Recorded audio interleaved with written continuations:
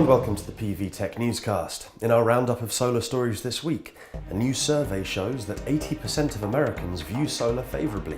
Commercial solar hits grid parity in Spain, Germany and Italy. A new report shows that PV capacity is to overtake wind by 2021, and the EU-China floor price is to be cut to 53 eurocents per watt. Almost 80% of Americans have positive overall impressions of solar power, according to the results of a national consumer survey conducted by Colorado-based Navigant research. The firm claims this demonstrates a return to a level of favourability not enjoyed by the technology since 2009. Navigant asked respondents to judge 10 key concepts in energy and the environment, with answers based on a level of favourability of each.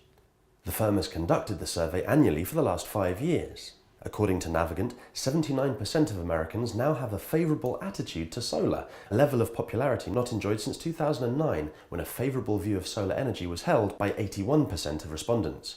Wind followed closely with a favourability rating of 72%. Navigant claims that in the years from 2009 to 2012, the favourability of solar, wind energy, hybrid vehicles and electric cars declined steadily in the way they were viewed by consumers, despite having been amongst the most popular when the survey began. A white paper analysing the survey's findings has been made available for download on the Navigant research website. Solar PV has reached grid parity in Spain, Germany and Italy, according to a new report by the consultancy Eclarion. According to its annual photovoltaic grid parity monitor, the levelized cost of energy for self-consumed commercial solar was competitive with retail electricity prices. The study, sponsored by SunEdison, BayWa and Spanish renewable electricity provider Gestionova, looked at 7 markets. It found that of the European countries studied, all but France were now able to offer PV at prices that compete with the grid. Higher solar irradiance compensates for the lower cost of retail electricity in these markets. Latin American countries still have high PV install costs, according to the report, but policy support could overcome this and the falling cost of power that delays the achievement of parity.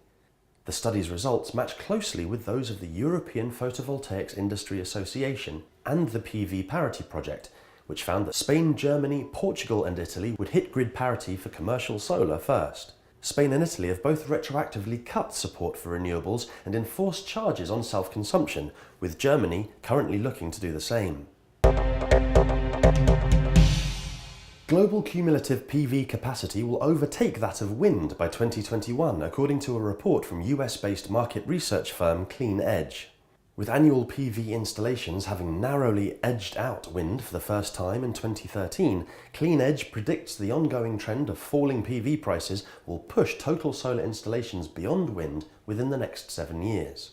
The 2014 edition of Clean Edge's annual Clean Energy Trends report confirms other recent PV market analysis, noting that buoyant end market demand in 2013 has given the industry a strong platform for growth over the next few years.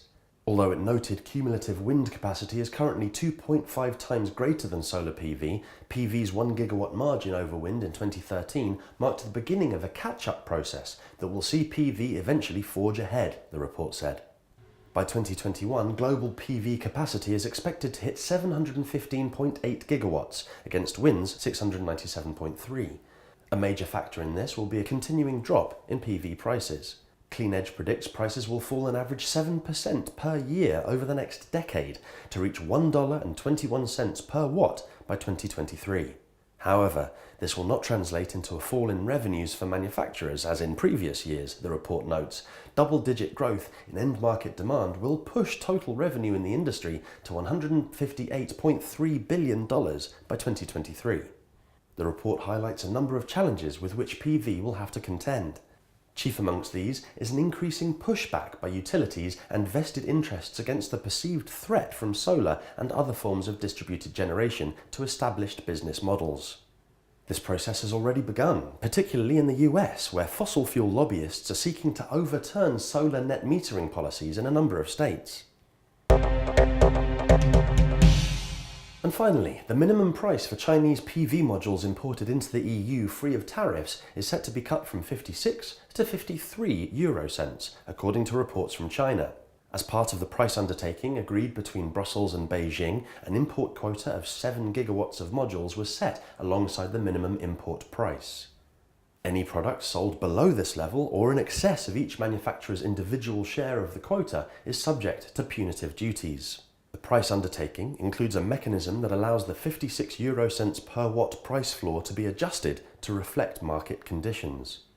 The pricing level is based on Bloomberg's module spot price index.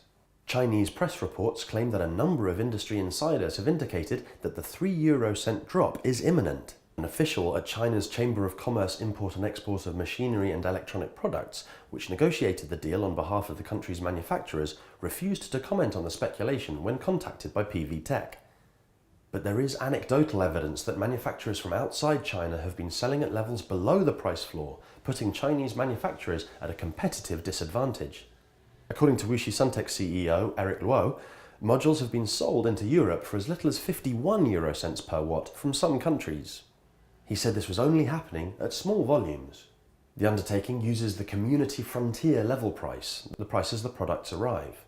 Some Chinese modules with Taiwanese cells could sell for as little as 56 eurocents per watt, but Incoterms, credit lines and VAT and duty aspects vary from case to case.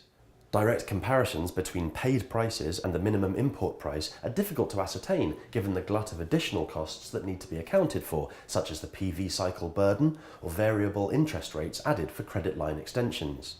How these are accounted for and interpreted could drive fiscal figures for modules supplied to the UK up or down. And that's all for this week's newscast. Be sure to join us next time, and meanwhile you can stay up to date with all the latest news via our website and our Twitter feed. Thanks for watching.